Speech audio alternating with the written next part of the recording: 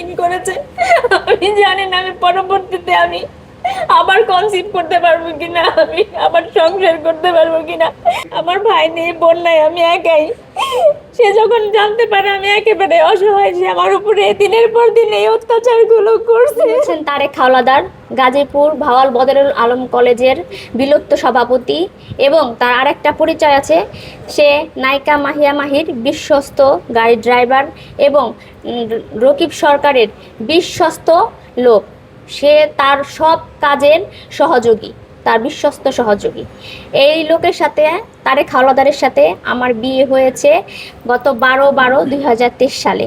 হ্যাঁ, বিয়ে হওয়ার 1 মাস পরে থেকেই সে নানা রকম মেয়েদের সাথে যৌনকর্মে এবং নানা রকম অর্থনৈতিক কর্মকাণ্ডে লিপ্ত থাকে, এবং সে নেশা করে, পাশাপাশি ড্রাগস থেকে শুরু করে সব ধরনের নেশাই সে করে। এইভাবে আমাদের সংসার চলতে থাকে। আমি এগুলো বারবার ধরতে থাকি, ধরার পরে সে আমাকে ধরে মারধর করে। বেশ কয়েকবার আমাকে মারধর করেছে, আমার উপর অত্যাচার করেছে। সেই হসপিটালে আমি ভর্তি থেকেছি, সেই কাগজপত্রগুলো আমার কাছে আছে। বেশ কয়েকবার উনি আমাকে আমার উপর অনেক মারধর করেছে। আমার তলপেটে লাথি দিয়েছিল, তার জন্য আমার কিছু সমস্যা হয়েছিল, জালটা করা হয়েছিল, সেই প্রমাণগুলো আছে। এইভাবে চলতে থাকে দীর্ঘ 6 মাস। তারপরে আমি কনসিভ করি, আমার বাচ্চা আসে পেটে। বাচ্চা আসার পর আমি তাকে বলি যে আমি মা হতে চলেছি। তখন সে বলে আমি এই বাচ্চার বাবা না, আমি এই বাচ্চা অস্বীকার করি। আমি বলেছি তাহলে আমি ডিএনএ টেস্ট করব। সে বলেছে না, বাচ্চা আমারই, কিন্তু আমি এখন এই বাচ্চাকে পৃথিবীতে আনতে পারবো না, আর তোমাকেও স্ত্রীর মর্যাদা দিতে পারবো না, কারণ আমি ভাওয়াল কলেজের সভাপতি।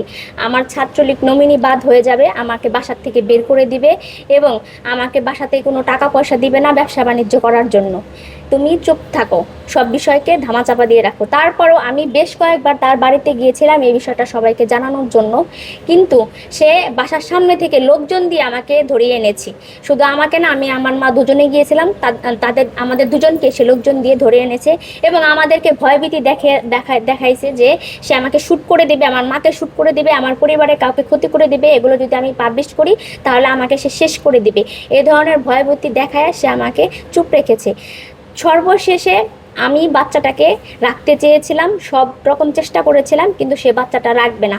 সে আমাকে 1.5 মাসের বাচ্চা পেটে থাকা অবস্থায় সে আমাকে ধরে অনেক মারধর করেছে, অনেক অত্যাচার করেছে আমার উপরে। সে তার বাচ্চা সে রাখবে না, এটাই তার মূল কথা। সে জোর করে আমাকে নিয়ে পপুলার হসপিটালে গিয়ে তারপরে আমার বাচ্চা, আমি যখন ডাক্তারের কাছে বলেছি আমি আমার বাচ্চাটা রাখতে চাই, তখন সে ডাক্তারকে বলছে যে আমি কোনো কিছুই করি না, আমার কাছে টাকা পয়সা নেই, আমি বেকার, আমি বাচ্চাটাকে রাখতে পারবো না, আমার সমস্যা আছে, যত টাকা লাগে আপনারা নিয়ে এই বাচ্চাটাকে আইবেন। সে জোরপূর্বক এক প্রকার আমার বাচ্চা করাইছে।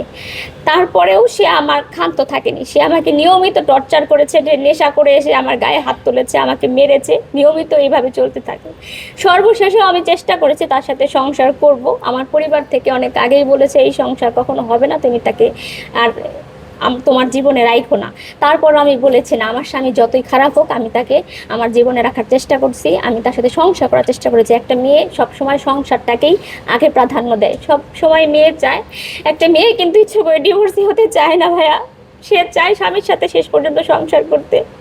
আমিও চেয়েছি আমার স্বামীর সাথে সংসার করতে, কিন্তু সর্বশেষ জানতে পারলাম সে তো অনেক মেয়েদের সাথে অর্থনৈতিক কাজে জড়িত থাকে। তারপরে সে বিয়ে করেছে, সেটাও 1 বছর আগে, আমি জানি না।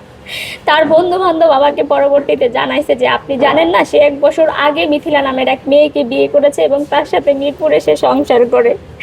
আমি মানসিকভাবে ভেঙে পড়েছি, এত কিছু আসলে আমি নিতে পারতেছি না। আমাকে সন্তান হারা করেছে, স্বামী হারা করেছে, এখন আমি রাস্তায় রাস্তায় বিভাগী হয়ে গেছি।